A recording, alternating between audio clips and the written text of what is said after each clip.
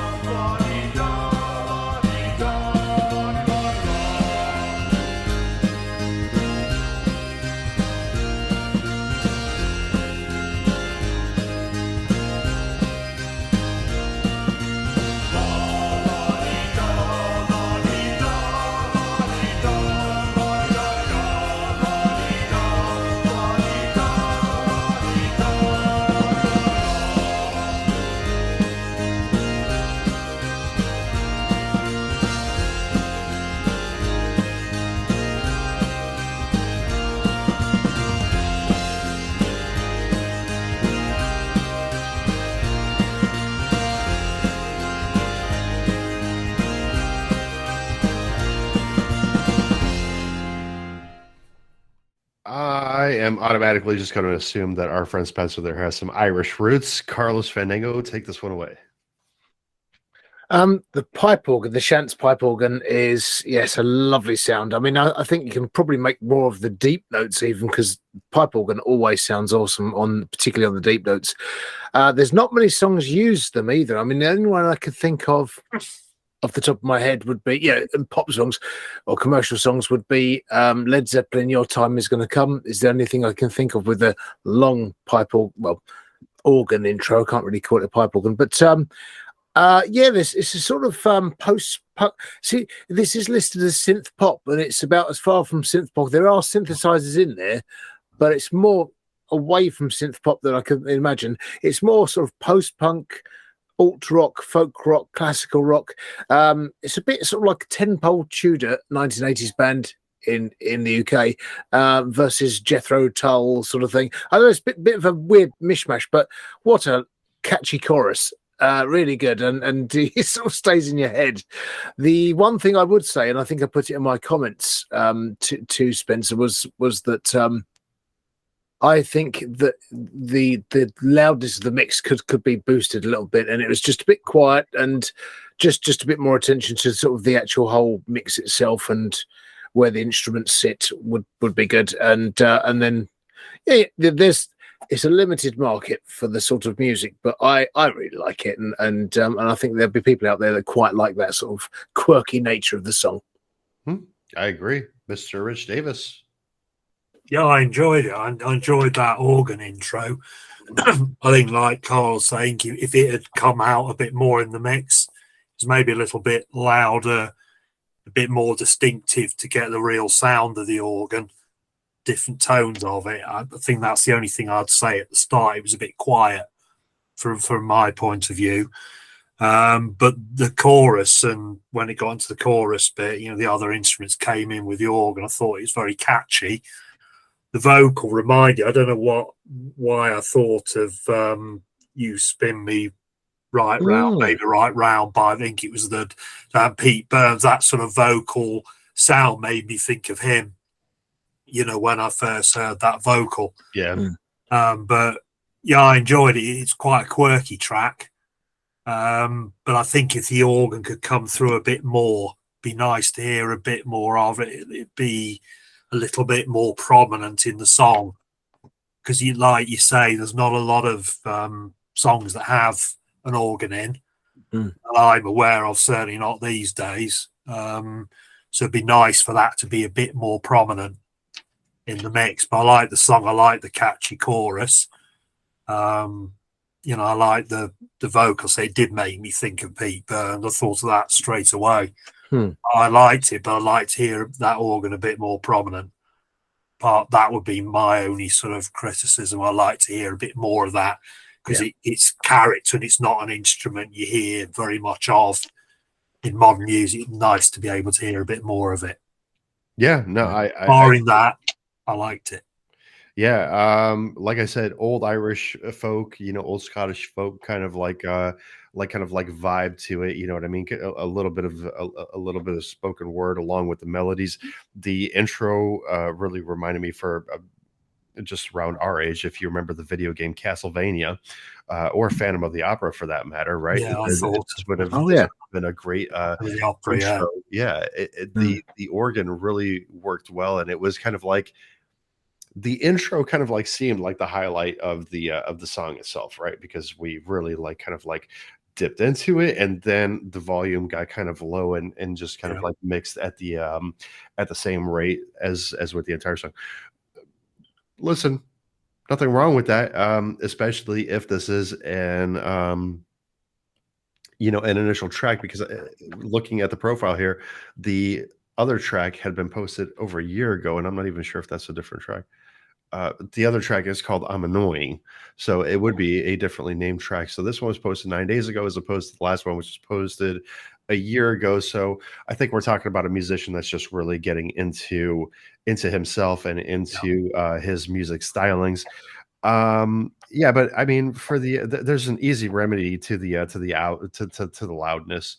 of the song. You know, it's just a little bit of equalization, a little bit more compression, and we'll be fine with that. Really, kind of like reminded me of the Doors as well. You know, with the Hmm. when the vocals came in and the organ was playing in the background, alongside with it, sounded kind of like an old timey Irish folk song. I Mm. think that it was very reminiscent of the Doors. So I think we're definitely hitting on that kind of like, let's say, 70s 60s feel to the music, and putting a nice modern spin on the lyrics, I would say.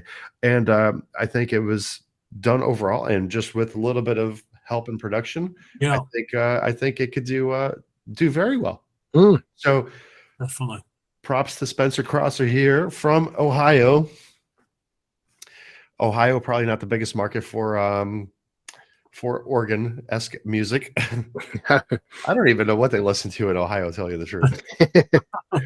Ohio is just kind of like in a really weird spot. It's almost East Coast. It's almost Midwest. It's just kind of like there. It's, you know, we got kind of like Indiana with the cornfields, and then just all of a sudden there's like Ohio in between, you know, not too far away from Chicago either. So Chicago, as you know, known very much for the blues. Yeah. But yeah, Ohio, you never really hear like, hey, this guy out of Dayton, Ohio, you know. So Well, maybe this is it, the new thing, the Ohio organ. there you go, the Ohio organ. Mm. Take it away. Famous for its organ music. founded by Spencer Crosser. Yeah. Yeah, with his song La Di Da, making the Ohio organ super famous. So remember, folks, you can find these artists in the video description below. Please do send them a like. Say, hey, I liked your music. If you're going to head on Spotify, then obviously save them onto your playlist.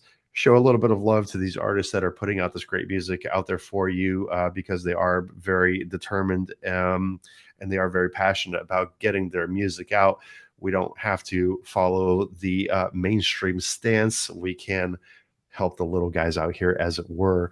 Yeah. And just, you know, a little bit of love goes a very, very long way. Believe me, because if somebody picks up that their song was, you know, favorited in somebody's playlist, it really does make their day, and makes them create even more of the music that you will come to like watching the show.